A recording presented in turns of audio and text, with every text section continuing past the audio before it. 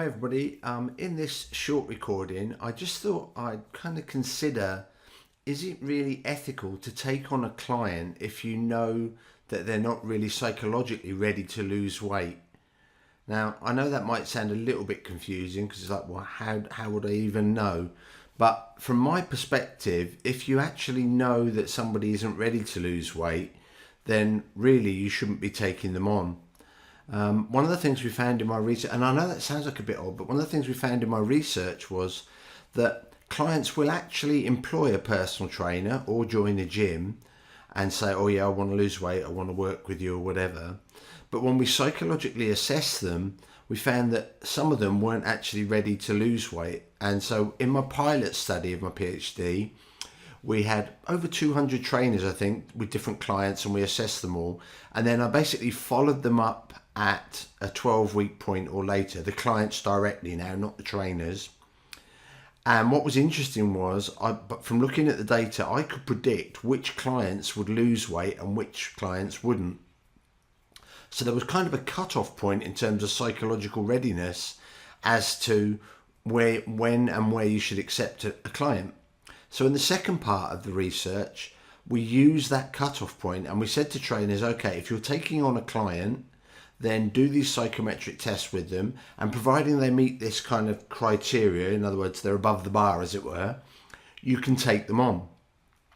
And so we could assess whether somebody was actually ready to lose weight. Now, the outcome of that was we had something like 86% success rate, so we knew it was effective.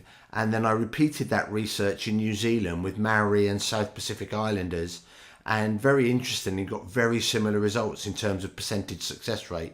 So clearly screening people is really important. And what's happening here is, and we see it all the time actually, every new year we see it, people start a New Year's resolution and they're gung-ho and yeah, I'm going to get fit, I'm going to lose weight, I'm going to give up the alcohol, I'm going to improve my diet, whatever it might be. And what we're actually seeing there is, on a scale of kind of 0 to 10, their desire to achieve one of those things is at a 10. It's really high. But underlying that is most probably a belief that they can do it, which is most probably somewhere between 0 to 5. So it's a lot lower.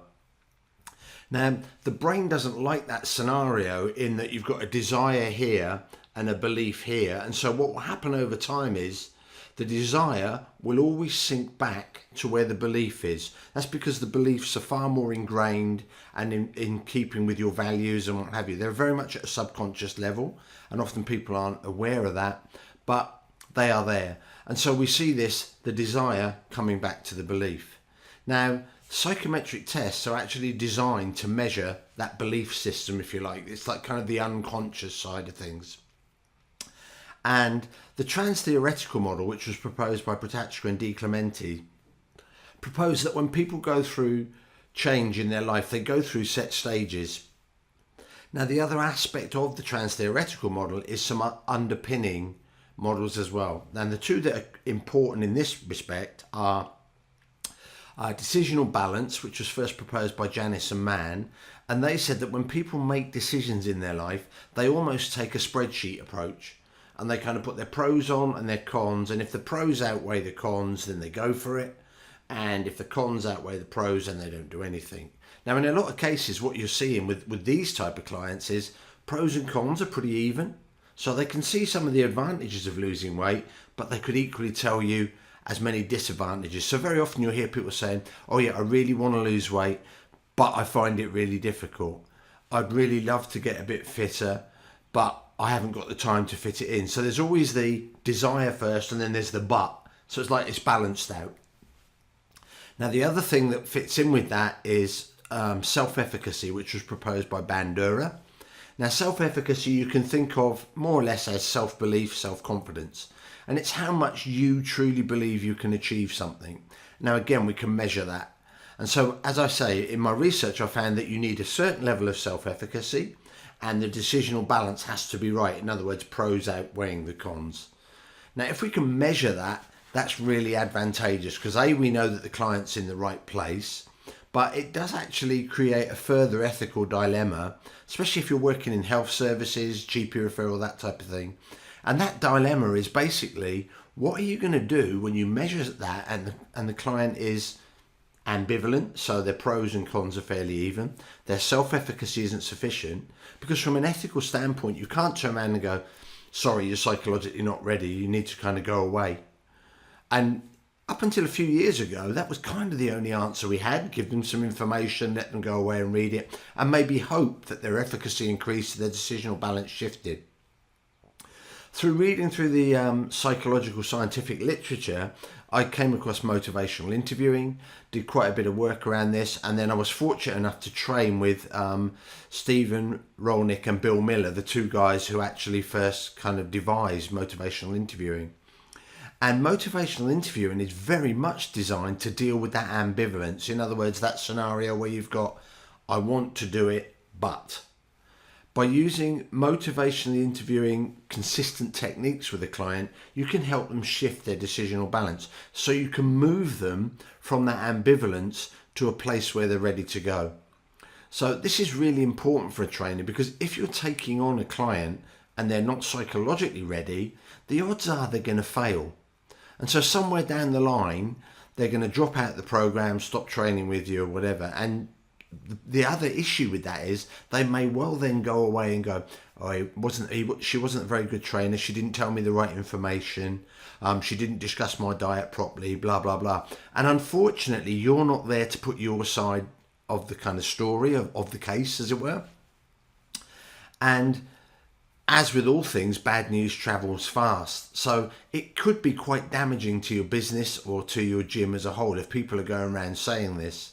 And so if you're assessing people and checking their psychological readiness, you can feel far more confident that you're going to get a good end result for the client. So from an ethical standpoint, you are now taking a client on and working with them in an ethical manner, because you know that they are paying for a result that you can achieve for them.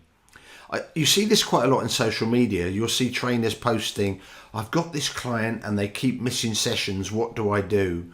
Or I've got this client and I'm not able to get in touch with them. They don't seem to want to talk with me.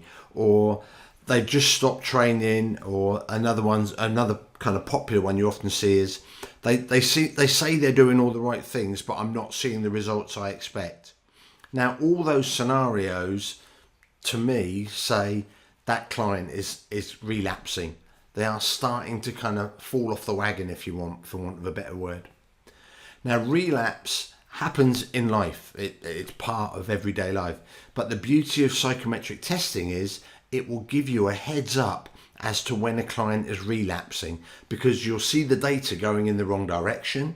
And because you see that, you're able to get in early and intervene and stop the relapse from getting any worse, and pretty much kind of load them back onto the wagon, if you want to kind of think of it that way. So being able to assess somebody's kind of readiness for change and how much they really want it and their real beliefs about change is a really powerful tool for trainers. And I strongly believe that if trainers are going to work in weight management, nutrition, fitness, health, whatever, you do need a good understanding, a good underpinning knowledge of behavior change, because it's one of the three pillars that are going to work for a trainer. When a client comes to you for any type of lifestyle change, whether that be getting fitter, improving their diet, losing weight, whatever it might be, you've obviously got your exercise pillar. That's one of your pillars holding the roof on, if you like. You've got the nutrition, and the final pillar is behavior change. If you haven't got all those three in place, then the odds are that unless you're very fortunate, you're going to get the odd client that is just going to fail, and you're going to be wondering, why did that happen? If you'd been able to psychometrically test them, if you understood how people make lifestyle changes, you would never have that query, because you'd be able to move forward and you go, right, I know exactly what's happening here. I know how to work with this client. We can get the results they desire. So hopefully you found that useful, and look forward to speaking to you next time I'm on here, I guess. Cheers then. Bye.